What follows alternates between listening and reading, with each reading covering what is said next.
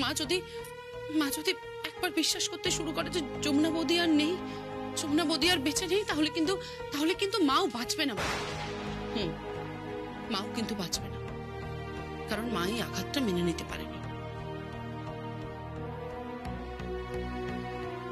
এটা তুমিও খুব ভালো করে জানো, তাই আমি তোমার কাছে রিকোয়েস্ট করছি, প্লিজ একটু বোঝো। বাই এনি চান্স যদি আপনার মা নাচ ঘরে ঢুকে পড়েন, তাহলে বলবেন যে শ্বশুর মশাইয়ের সঙ্গে পুত্রবধূর যুগলবন্দি হচ্ছে। মানেটা হচ্ছে আমি নাচ করছি আর আমার সঙ্গে তবলায় সঙ্গত করছেন কেদার রায়। কি বলছো কি তুমি? কি বড় মামা তবলায় সঙ্গত করবে? করবে। শুধু মেয়েরাই কেন মেহফিলে থাকবে, একটু পুরুষ মানুষরাও থাকুক না মেহফিল, তাই না?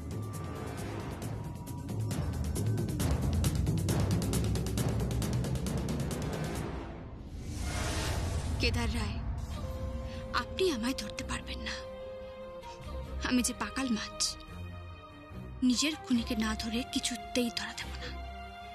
আমি নিশ্চিত যে তুমি জ্যোতি সেন নও। তুমি যত বড়ই পাকাল মাছ হও না কেন, আমি ঠিক তোমাকে ধরব। আমাকে ধরতেই হবে।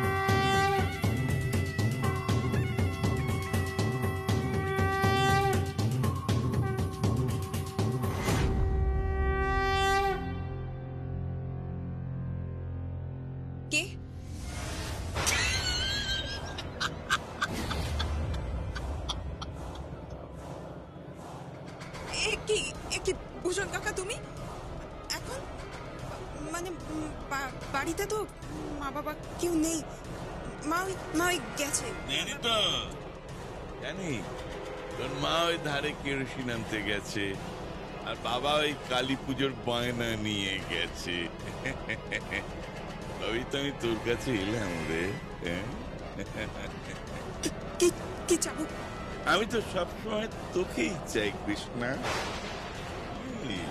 আমি তো আজকে আমি তোর কাছে তোকে চাইতে আসেনি, আমি এসেছি তোর দিদির জন্য। যমুনা এই বিশ্ব সংসারে তুমি একমাত্র মানুষ যে জানে যে এই বহুরূপে সে যে রায়বাড়িতে যে বসে আছে সে আর কেউ নয়, ওই যমুনার ডাকি। সেদিন সঙ্গীত বাবু নিজে আমাকে বলেছে ওই যমুনা ডাকি, আর এও বলেছিল আমি নাকি এটা প্রমাণ করতে পারবো না। তার মানে পৃথিবীতে আমি 3 নম্বর লোক যে জানে যমুনা বেঁচে আছে। নাকি আমার পরেও তুই জানিস, বাবা জানে, মা জানে ওই যমুনা ডাকি? না না না, আসলে মানে সত্যি কথা বল। আসলে বল বল। হ্যাঁ আমি বলছি মানে তোতলামি করবি না তুই। কৃষ্ণ আমার কাছে সত্যি কথা বল, কি জানিস? আসলে আমি না, সত্যি কথা বল, কি জানিস বল বল। আমার দিদি মরে গেছে। তুই আমার সামনে দাঁড়িয়ে মিথ্যে কথা বলছিস, তার মানে তুই আমার সঙ্গে খেলছিস? হ্যাঁ এই এই এই তোর চোখ এদিক ওদিক ঘুরছে কেন? কি করছিস? কি তার মানে ওই ফোনটা যমুনাকে কর। যমুনাকে ফোন করে আমাকে ধরিয়ে দে। দে আমাকে ফোন ধরিয়ে। আচ্ছা, আমি আমি ফোন ধরে দিচ্ছি, কিন্তু কিন্তু তুমি বললে তুমি কাউকে বলবে না, হ্যাঁ? আমি আমি এক্ষুনি দিচ্ছি।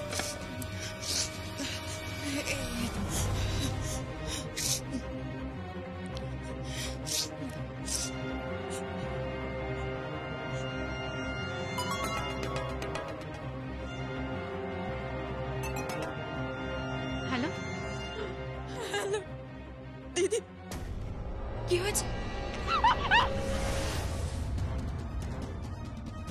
এই যমুনা, আমি ভূষণ কাকা বলছি।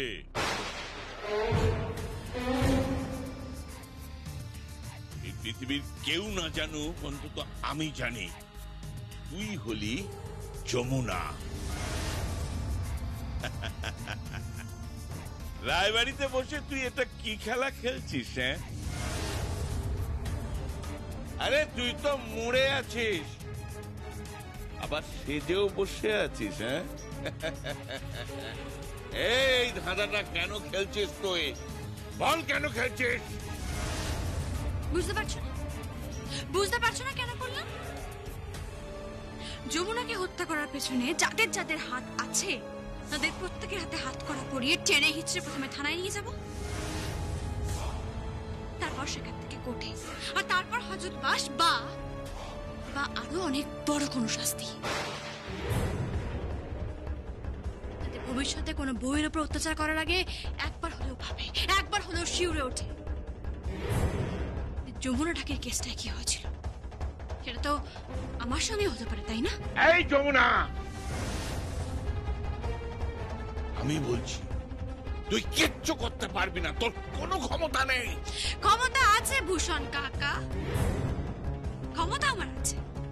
আমার সন্দেহের তালিকায় যারা যারা আছে তারা হলেন আমার বড় পিসি, ওই আরজা চৌধুরী, তাথই, আর তুমি, আর তোমার ওই চামচা কালী। সবকটাই সরীসৃপ, সবকটাই সরীসৃপ। তোমাদের সবার বিষ ধাত ভেঙে যদি আমি উপরে না নিই, আমার নামও যমুনা নয়, বলে রাখলাম। এই যমুনা, আমি কিন্তু তোর হাতে হাড়ি ভেঙে দিয়ে আসবো। ওই রায় বাড়িতে গিয়ে আমি সবার সামনে প্রমাণ করে দিয়ে আসবো তুই যমুনা, তুই যমুনা। যা খুশি করো, তুমি যা ইচ্ছে তাই করো। কি জানো তো, বাঘেদের লড়াইয়ে না ফেউজের কোনো জায়গাই নেই। তোমাদের মতো শিয়ালদের কোনো জায়গাই নেই ভূষণ কাকা। রাখি কেমন? এই যমুনা, দাও, অনেক হয়েছে, যাও এবার কেটে পড়ো, যাও এখান থেকে যাও। এই আমি এখান থেকে কেটে পড়বো না, তার আগে কাল সকালবেলা আমি রায়বাড়িতে যাব। রায়বাড়িতে গিয়ে আমি সবার সামনে হাতে হাঁড়ি ভেঙে দেব। আমি দেখি ওই মেয়েকে যমুনা ঢাকি প্রমাণ করতে পারি কিনা। আমি যদি একবার প্রমাণ করতে পারি, তাহলে আমি ওর লাশ ফেলে দেব। আমি ওর লাশ ফেলে দেব।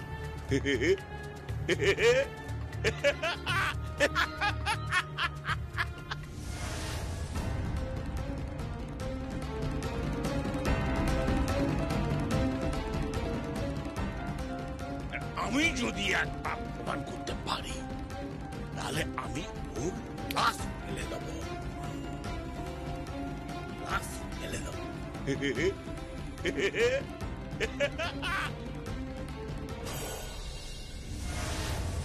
কোথায় কোথায় কোথায় কোথায় আমার মায়ের পেটের বন্টি? কোথায় আমার প্রিয় বন্টি?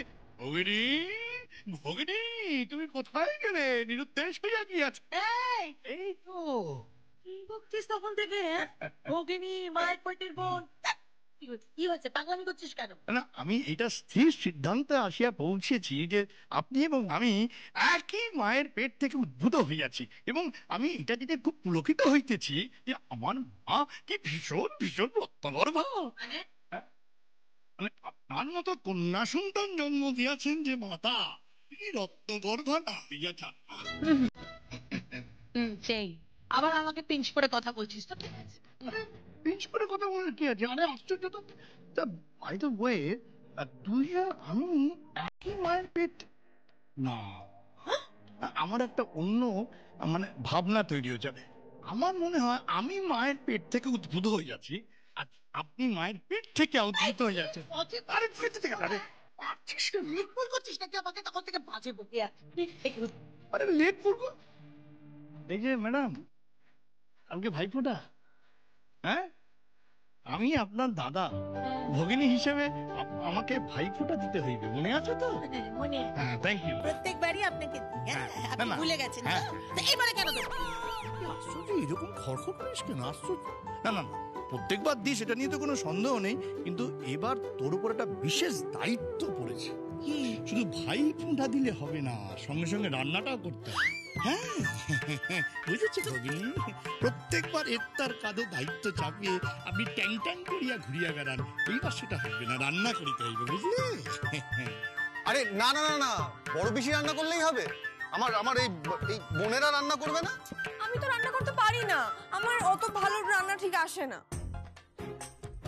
আচ্ছা, সেটা বললে কি করে হয়? হ্যাঁ, তুমি ভাই ফোঁটা দেবে, তুমি রান্না করতে পারবে না? পাতের কোণে 14 শাক থাকবে, আহা, আমার ভেবেই তো কাকাই জল চলে আসছে কাকাই। আর তার সাথে কত ব্যঞ্জন, উফ! বলো বলো বলো। বাজা, এই না হলে বাঙালি মানে এটাই তো একদম। বাঙালিয়ানা। সেই জামাই ষষ্ঠীর দিন জামাইয়ের খাবার আর ভাই ফোঁটার দিন ভাইয়ের মানে দাদার খাবার। হ্যাঁ, রাজা বাচ্চার মতো। আমার ভগিনী, আমার প্রিয় ভগিনী রান্না করিয়ে আমাকে খাওয়াইবে তো? না রে ছোটদা, পারি কি? অত রান্না বান্না আমার পক্ষে করা সম্ভব না। উড়িয়ে বাপরে, না না, আমি এক কাজ করবো, চিন্তা করিস না, আমি রেস্টুরেন্ট থেকে খাবার আনি। কি কেন? তুমি রেস্টুরেন্ট থেকে খাবার আনতে যাবে কেন? কথা শোনো মেন।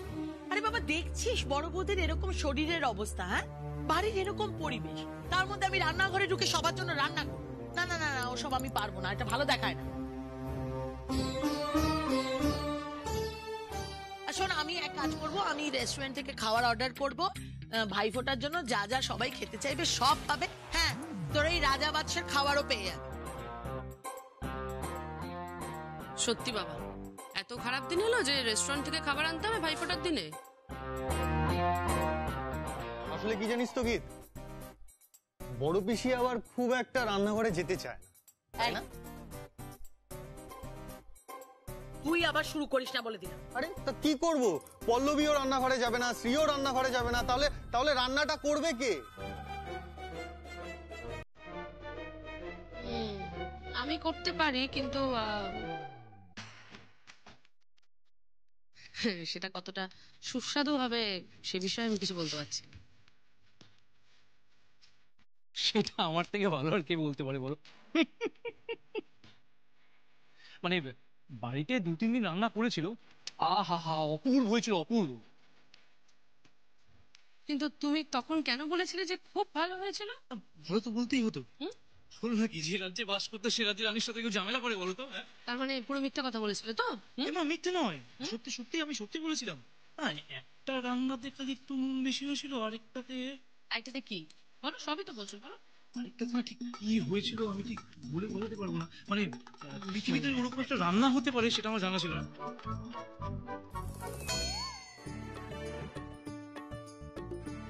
রেসিপিটা কি ছিল না ভাই, আমি এখনো ঠিক জানি না। ফালতু কথা বলছো কিন্তু বেশি। হ্যাঁ, একদম চুপ করো এবার। আর পরে যদি তোমায় খাইয়েছি কোনো। সে তো বুঝলাম, কিন্তু রান্নাটা কে করবে? আর বড় মামির তো এরকম অবস্থা, তাহলে কি ছায়াদিকে বলবো? না না না না না না না, ভাই ফোটাই আমার ছুটি, একদম রেস্ট।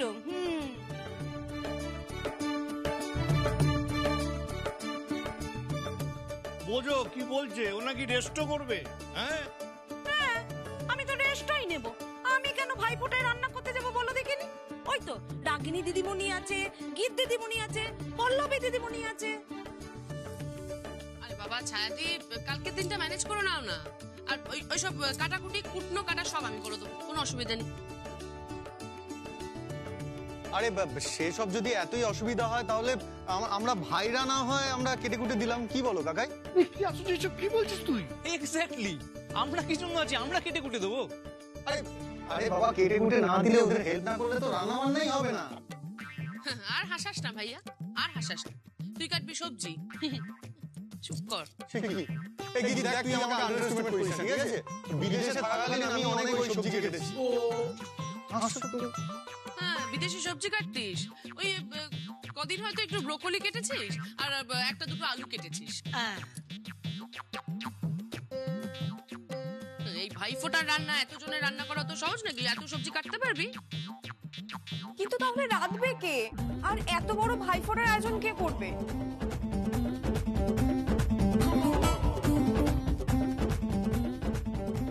আমি একটু বেরোচ্ছি। এক্সকিউজ মি, আপনি এখন কোথায় যাচ্ছেন? আমার একটা শো আছে, আমাকে বেরোতে হবে। বলছি, রাতে ফিরবেন তো? ফিরবে না? নিশ্চয়ই ফিরবে সঙ্গীত। এতগুলো টাকা পাচ্ছে আর ও ফিরবে না? হ্যাঁ, ফিরবো, 100 বার ফিরবো। তবে আমি আপনাদের কারোর জন্য ফিরবো না। আমি ফিরবো ওই অসহায় ভদ্র মহিলার জন্য। আচ্ছা জ্যোতি, জ্যোতি, আমি বলছিলাম যে তোমার কোনো ভাই নেই? মানে কালকে তো ভাইফোঁটা।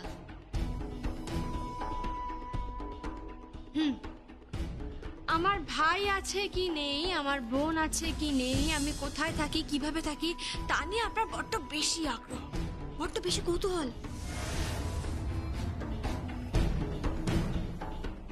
শুনলাম নাকি বেনারসে আপনারই কেউ ঘুরে বেড়াচ্ছে, স্পাই। এসব কি বলছো কি? আমি পুরো ব্যাপারটা নিয়ে একেবারে শিওর হয়নি, তারপর আপনাদের সবাইকে বলব, সবটা গুছিয়ে। তবে শুনলাম যে আমি সত্যি জ্যোতি সেন কিনা তা জানার জন্য স্পাই লাগিয়েছে, তাই না বড় পিসি? তুমি আমার সঙ্গে কিন্তু এইভাবে কথা বলতে পারো না। আর আপনিও আমার পেছনে ফেউ লাগাতে পারেন না। আমি ফেউ লাগাইনি। তাহলে কে লাগিয়েছে? আমি লাগিয়েছি।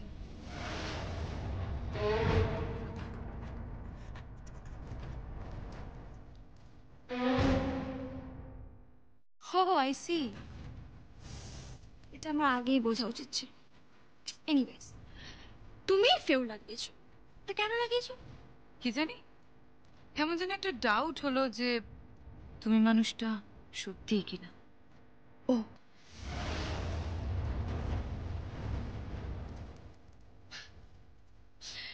এত বড় একটা পরীক্ষা নিতে চলেছেন স্বয়ং কেদার রায়।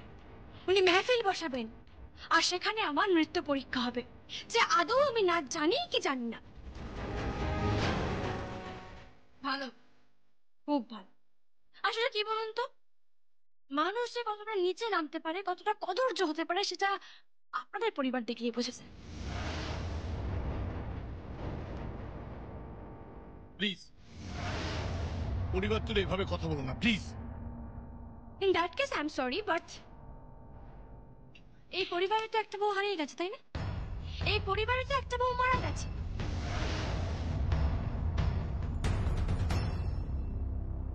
তারপর নিজেদের দেখুন, এখানে দাঁড়িয়ে দাঁড়িয়ে ভাইফোঁটার প্ল্যান করছে, অথচ এখন কিন্তু কালো সুচ। হ্যাঁ, কালো সুচ চলছে।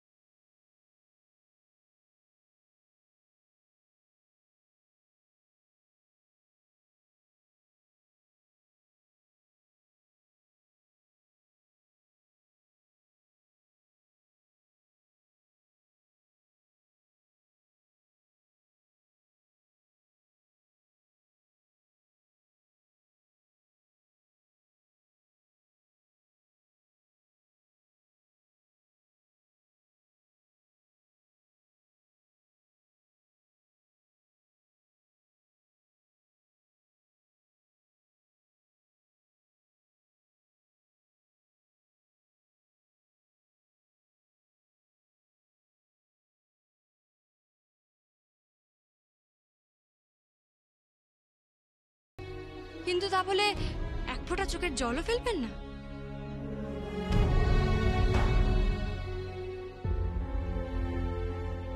কি বলছেন কি আপনি? আপনি কাকে কি বলছেন? ও আমার স্ত্রী। ও প্রত্যেক রাত্রে গুমড়ে গুমড়ে কাঁদে যমুনা বৌদির জন্য। আপনি জানেন না ও যমুনা বৌদিকে কতটা ভালোবাসতো।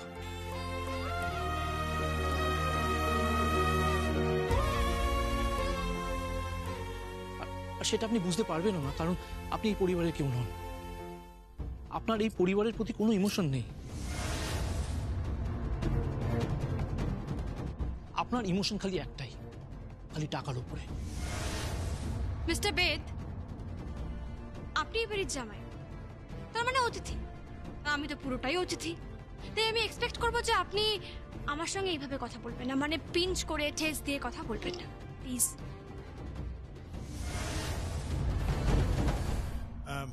আমি আমি বেদের হয়ে আমি বেদের হয়ে আন্তরিকভাবে ক্ষমা চাইছি, কিন্তু কিছু মনে করো না, এই ভাই ফোটার উৎসবটা না আমাদের বাড়িতে করতেই হবে। হ্যাঁ, না হলে বৌদি নিশ্চিত হয়ে যাবে যে তুমি যমুনা নাও, তুমি হচ্ছ বহুরূপী।